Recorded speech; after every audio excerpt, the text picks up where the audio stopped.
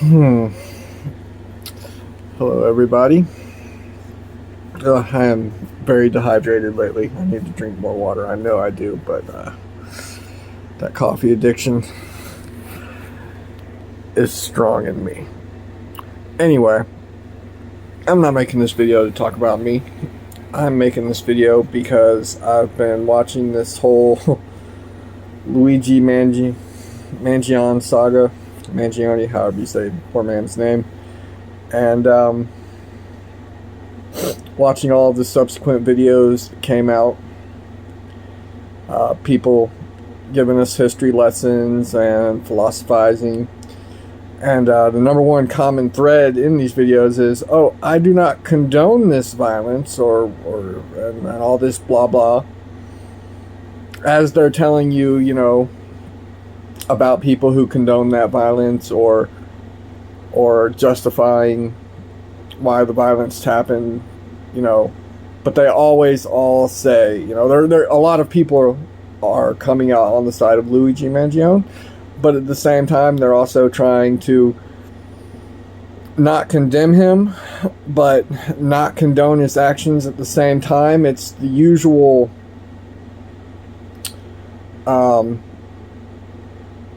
play it safe, moralize for the community, but show my support because everybody else is doing it trend. How I feel personally about it? Well, this is how revolutions start. Okay? Historically, violence is an answer. Historically, violence must not only be done but condoned to make change. When the aristocracy abuses the working class to a point where we are afraid for our very existences,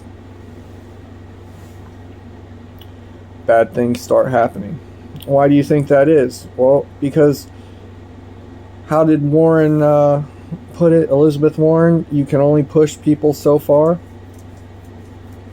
And say what you want, but she's one of the only politicians I've seen thus far that's come out and said, hey, it's not right what happened. I don't condone it. But at the same time, you are pushing the buttons of the revolution by these things that you're doing with these hospitals, with out of control pricing, 4,000% markups on a bag of 32-cent saline, making that bag of saline cost you $150, $2,000, whatever. $300 Advil, when you can go to the store and buy the same Advil for $1.19. And the little packs, remember the little 2-packs they used to have? Remember the little tin cans of Anacin you used to get, and they had the little tin cans had 6 to 10 pills in them? I used to get those from my mom all the time. She'd send me to the store because she'd have a headache, and they were $1.50. So, Anacin, aspirin, Tylenol, all these common things. Why does a surgery cost $10,000 if a hospital is only paying the doctor who's performing the surgery $600 an hour? We have to ask ourselves some hard questions about how much we're going to take and how long we're going to allow these people to get away with it. How long are we going to sit on the fence and in one breath say, well, I don't condone violence, and then in another breath say, this is exactly the thing that happens when you piss people off and push them too far. And you notice that the supposed leaders, they're not defending the people. They're telling us to calm the fuck down so that they can maintain the status quo. They're treading a very careful line, and they're not coming out against this. They're against this, by which I mean they're not coming out against an out-of-control healthcare system. Do we need single-payer healthcare, universal healthcare, or any of the other alternate ideas? No, we really don't. Our healthcare system would be fine if our government would mandate legally capped prices. In other words, if the hospital pays 32 cents for a bag of saline, they should only be able to charge you, what would be a fair price? $5 for it. How about that? Okay, that's, somebody do the math on that. That's still a pretty healthy profit on that bag of saline, right? Do you see what I'm getting at here? Instead of a $10,000 surgery that is only costing, what, $900 to $1,000 for the equipment and the sterilization and the practices and to pay the doctors. I'm just making an example. You can do the math. You can look up the numbers and do the math yourself. I'm just making examples. This is not going to be 100% accurate or correct. I just want you to understand the example I'm making here, that if something's base price is $1,000, then the most you should be able to charge me for it is $3,000. That way, you've made back your $1,000 and you've made $2,000.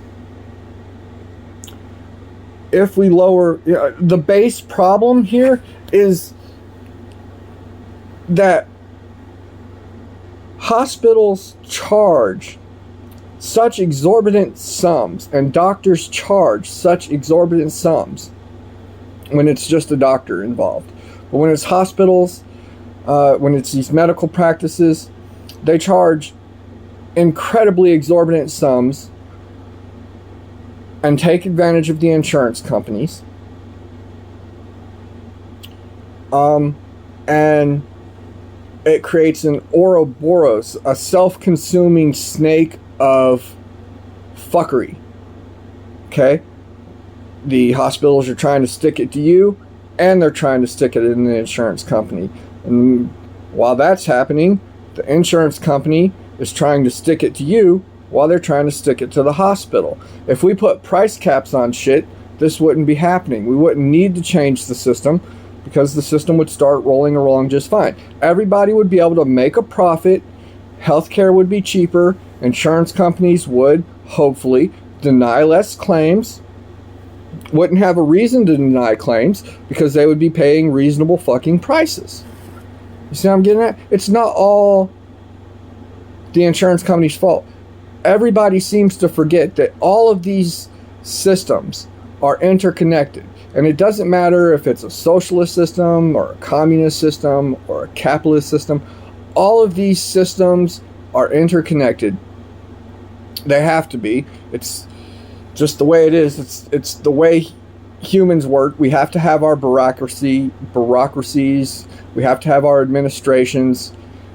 We have to pay people to maintain. And there's nothing wrong with making a little bit for yourself at all. You know, I want people to make money and be prosperous just like anybody would, but this is ridiculous. So yeah, I mean, uncontrolled capitalism has got us to this point.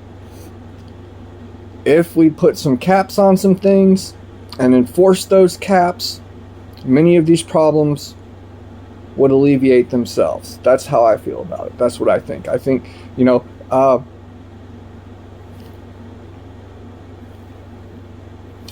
don't know what else to say, but except to say that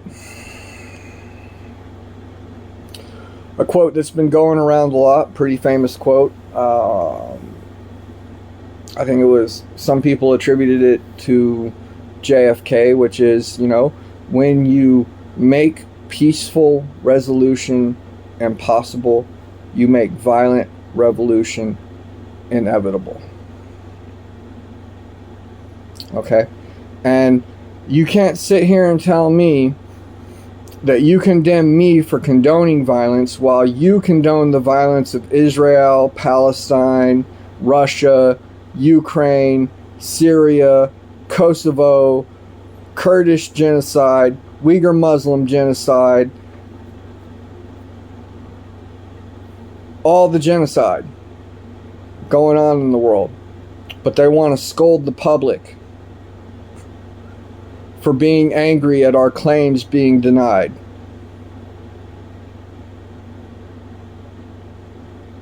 Working class people are arguing with each other on social media in favor of the corporations. Corporate bootlicking is what it's called. You don't have a moral high ground if you would sacrifice the life of another human being to maintain a status quo that hates you.